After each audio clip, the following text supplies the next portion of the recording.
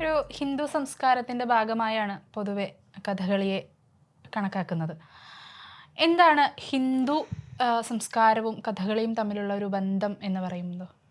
കഥകളിയിലെ ആട്ടക്കഥകൾ തന്നെ ഏറ്റവും തുടക്കം മുതൽ കഥകളിയിലെ ആട്ടക്കഥകൾ എന്ന് പറയുന്നത് രാമായണത്തിൽ നിന്നോ മഹാഭാരതത്തിൽ നിന്നോ ഭാഗവതത്തിൽ നിന്നോ അങ്ങനെയുള്ള കഥകളിൽ നിന്നും എടുത്തിട്ടുള്ള ഒരു ചരിത്രമേ ഉള്ളൂ കഥകളിക്ക്.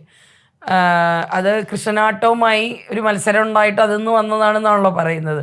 അപ്പോൾ കൊട്ടാരക്കര തമ്പുരാൻ എഴുതിയ 8 കഥകളും രാമായണത്തിനെ ആധാരമാക്കിക്കൊണ്ടാണ്. അതായത് പുത്രകാമേഷ്ടി മുതൽ പട്ടാഭിഷേകം വരെയുള്ള 8 കഥകൾ.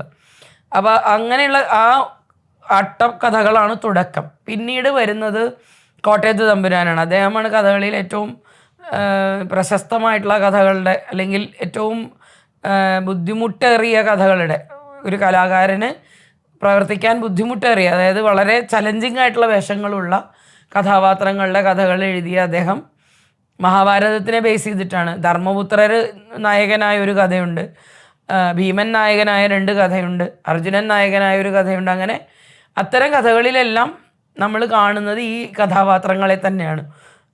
മാനുഷികരും അല്ലെങ്കിൽ അത്രയേറെ പക്ഷികളെയും പറവകളെയൊക്കെ നമ്മൾ ഇതിനകത്ത് കാണുന്നുണ്ട്. പിന്നെ അതിൻ്റെ ഉപകഥയായി വന്നിട്ടുള്ള അല്ലെങ്കിൽ മഹാഭാരതത്തിൻ്റെ ഉപകഥയാണ് എന്ന് നമ്മൾ വിചാരിക്കുന്ന നളചരിതം, ഉണ്ണായി വാര്യർ 4 ദിവസം കൊണ്ട് എഴുതിയിട്ടുള്ള നളചരിതത്തിലും ഇതുപോലെ തന്നെ കഥാപാത്രങ്ങളെല്ലാം നമ്മുടെ എന്താ പറയണേ രാമായണവും മഹാഭാരതവും ഒക്കെ ആയിട്ട് ബന്ധപ്പെട്ട് നിൽക്കുന്നു എന്നുള്ളത് കൊണ്ട് തന്നെ അതൊരു ഹിന്ദു സംസ്കാരം. പിന്നെ വേറൊരു വിഷയം എന്ന് വെച്ചാൽ തുടങ്ങുന്ന സമയത്ത് ഇതൊക്കെ പല എന്താ പറയണ പ്രഗത്ഭരായിട്ടുള്ള ആളുകളുടെ നമ്പൂതിരി ഇല്ലങ്ങളിലും, അപ്പോൾ ഇപ്പോൾ ചിലവരൊക്കെ പറയണൊക്കെ സവർണരുടെ കളിയാണെന്നൊക്കെ പറഞ്ഞു കഴിഞ്ഞാൽ അതിനെ പുച്ഛിക്കാന്നല്ലാണ്ട് പുറമൊന്നും പറയാനില്ല എനിക്ക് അതിനകത്ത്. കാരണം എല്ലാവരും സവർണരാണോ ഇതിനകത്ത് കളിക്കണം? ഒന്നുമല്ല, വെറുതെ അങ്ങനെ പറയാൻ വേണ്ടി ഘോഷിക്കുക, അത്രയേ ഉള്ളൂ.